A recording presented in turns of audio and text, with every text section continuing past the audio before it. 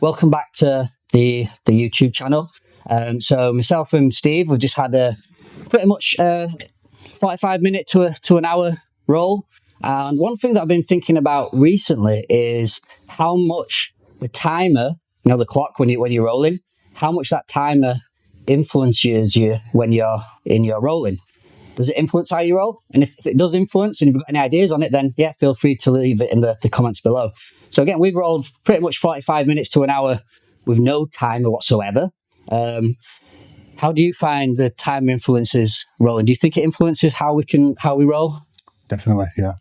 I think the thing is just to slow it down a little bit. Be comfortable being uncomfortable, for sure. Yeah. And if, relating to real world, if you get into a fight, it can translate well to that. Because there's no timing on the street, is there? That's it. There's no time limit, no timer on the street, no time limits. So it's very good in terms of getting you comfortable, as Steve said, in the uncomfortable.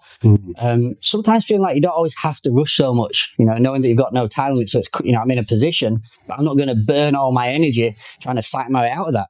I'm more likely to relax and be aware. And obviously time escapes and things from there, get a good solid positioning before we start to work through submissions. It gives you the opportunity to just kind of work through things step by step and exhausting, your opponent at each stage. That's kind of how it influences your role a little bit. Sometimes as well, we have it where, some people say, oh, well, I'm training for a competition. Do you think we need a timer on for that competition? If it's more sport BJJ? I suppose there is a time and a place for that, because again, if that's your thing and you're competing and you've got a 5-minute time limit, then we can see why you'd need to train for that, and you know that you've only got that amount of time to do things. But if you're not training for the competition, or you're not training for the sport BJJ side of things from there, or even if you are but you want to make your roles a little bit more productive, sometimes it's worth just trying it without the timer. Sometimes I think it can hinder your progress sometimes, because I don't know if you've ever had that experience, Steve, where you've looked at the clock and then I'm guilty of sitting in a compromised position where I've been caught in something. Yeah. And I just look up at the clock and I think, I can hang on for 9 seconds. Yeah, hang on for 9 seconds. And it goes and the guy doesn't get a submission. Yeah. Which stinks, really, doesn't it? It's like, if you're training partner. The choke's fully in. Yeah. You can feel the lights going dimmer and dimmer. But the time's gone now. Yeah, yeah, that's fine. Yeah. So things like that. Also, I've seen it where people are rolling.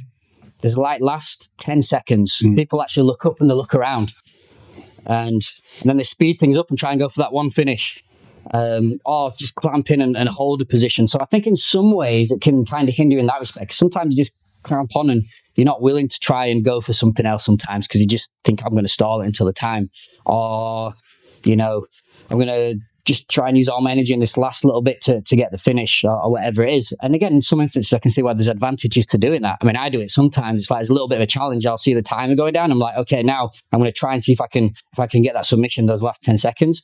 But again, there's advantages to trying it without the timer. Just taking your time. Yeah. I think one of the advantages as well is when you're a little bit under the weather, you come in, you've got a 5-minute timer on, and you're tired. Yeah. I'll relax for 4 minutes underneath, practice my defense. Yeah. And then I know I've got a minute left to maybe explode, use that bit of energy to try and get that submission. Yeah. So it does help in some way in that respect as well. So there's nothing wrong with using a timer. There's pros and cons. But I think it does help your jiu-jitsu a lot without the timer, not having to worry about the time. Now, it all depends on practicability as well. I'm saying about practicability. Yeah. What's practical? Because sometimes we'll have a class and, there's 10, 11, 12, 13 people, and everyone's sparring. When do we change partners? So very often in a group class situation, we'll put the timer on, because we can't just have somebody with the same people for an hour. Somebody could do sometimes. I might just give it a try, see how people are with that. But then sometimes, we need the timer just because we need to switch the partnerships up a little bit. But I know it. Well, we did a session once, and I actually turned the timer off, and I was going to call time whenever I was going to call time. So I was just kind of walking around, and I didn't put the time on intentionally, and I was going to call time when I wanted to call time, just to give people a feeling for what it's like without the timer. And I noticed that one of the students actually went up, thought that I'd forgotten, and then put the timer on. So I think it can make you feel uncomfortable without the timer sometimes as well. it gives some people a little bit of comfort, knowing I'm only going to do 5 minutes, I'm only going to do 7 minutes. You give you that comfort. I think when you start turning it off and people are conditioned to using it, you feel quite uncomfortable not having a timer on. It's yeah. I mean, we train. What do we do? 7 minutes. 5 minutes, 7 minutes. Yeah. It's you do get conditioned to that, because I remember training at Ocoee, Damien's place out in Florida, and they did 3 minute rounds. So I was pacing myself for 5 sevens or 5 or 7, and then bang, bang, bang, that buzzer went at 3 minutes. I was absolutely good because I'd relaxed for so long and took my time. So it does. Yeah, there's a negative. Yes.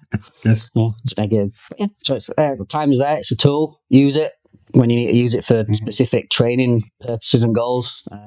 Because again, street fight sometimes thinking no time limits, but then could be there's somebody pinning you down and the friends come with a baseball bat and you have to get out there, and then that's a timer. Someone with a baseball bat coming towards you, you got to work on that clock.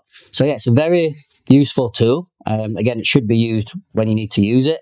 And sometimes we've got specific goals where we'll do 3 minutes person trying to pass guard, for example, 3 minutes trying to defend, switch. So there's very useful tools for using the timer. But again, sometimes it's worth just trying to do it without the timer sometimes, and just seeing how you feel. And sometimes not having that pressure of the time just opens up so much more. It's a bit more of a relaxed role. You're not trying to stall things for too long. Sometimes you might be more inclined to go for submissions sometimes, or other positions and transitions, because you're not thinking it's going to run out soon and I've got to hold this top position. You know that, okay, there's no time. Let's just keep flowing and rolling and see what happens from there. So it's a very useful tool to have. But if anyone does have any other comments on timers, feel free to leave a comment below. And if anyone's down in the Ikley area, feel free, come down and we'll welcome you onto the mats. Try a free class.